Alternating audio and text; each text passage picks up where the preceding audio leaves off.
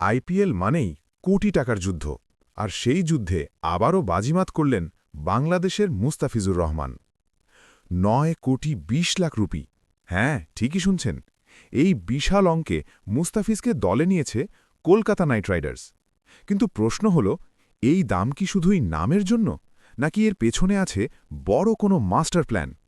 আজকের ভিডিওতে আমরা জানব মুস্তাফিজ কেন এত দামি, কেকেআর কেন তাকে কিনল, আর এই সিদ্ধান্ত আইপিএলে কতটা প্রভাব ফেলতে পারে। ভিডিওটা শেষ পর্যন্ত দেখুন, কারণ শেষ অংশে থাকবে ফ্যান রিয়াকশন আর ভবিষ্যৎবাণী। মুস্তাফিজুর রহমান বাংলাদেশের ক্রিকেটে এক নাম, এক ব্র্যান্ড। তার কাটার, স্লোয়ার আর নিখুঁত লাইন লেন্থ বিশ্বসেরা ব্যাটসম্যানদেরও বারবার ভুল করিয়েছে। আইপিএলে এর আগেও তিনি খেলেছেন একাধিক দলে, এবং প্রায় সব দলেই তার পারফরম্যান্স ছিল চোখে পড়ার মতো। বিশেষ করে ডেথ ওভারে তার বোলিং সবসময় ক্যাপ্টেনদের ভরসার জায়গা। এখন আসি আসল প্রশ্নে, ৯,২০,০০,০০০ রুপি, এই দামটা কি বেশি? বাস্তবতা হল, আজকের আইপিএলে শুধু উইকেট নেওয়া বোলার নয়, দরকার এমন একজন বোলার যে চাপের মুহূর্তে রান আটকাতে পারে। মুস্তাফিজ ঠিক সেই কাজটাই করে। ডেথ ওভারে কার্যকর, ব্যাটসম্যানকে গতি পড়তে দেয় না, এক ওভারে ম্যাচ ঘুরিয়ে দেওয়ার ক্ষমতা। এই কারণেই ফ্র্যাঞ্চাইজিগুলো তার জন্য বড় অঙ্ক বিনিয়োগ করতে দ্বিধা করে না।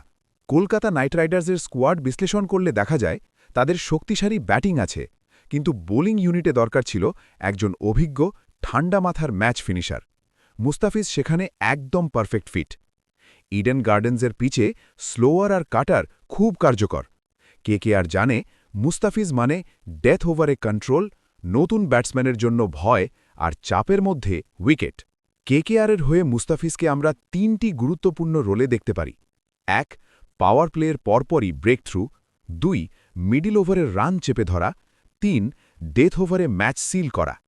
তার সবচেয়ে বড় শক্তি, ব্যাটসম্যান জানে না পরের বলটা কি হতে চলেছে, আর আইপিএলের মতো টুর্নামেন্টে এই অনিশ্চয়তাই সবচেয়ে বড় অস্ত্র।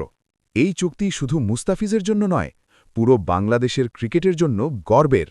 যখন একজন বাংলাদেশি ক্রিকেটার ৯ কোটির বেশি দামে বিক্রি হয়, তখন বিশ্ব ক্রিকেটে বাংলাদেশের অবস্থান আরও শক্ত হয়।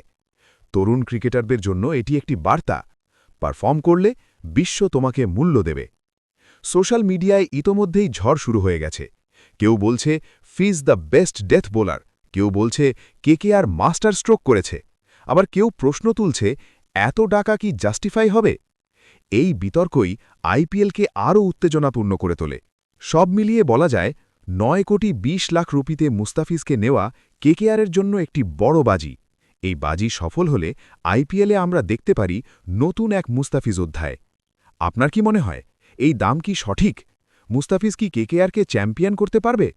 কমেন্টে আপনার মতামত জানান। ভিডিও ভালো লাগলে লাইক দিন, আর এমন আরও ক্রিকেট বিশ্লেষণের জন্য লাইভ স্কোর ক্রিক চ্যানেলটি সাবস্ক্রাইব করতে ভুলবেন না।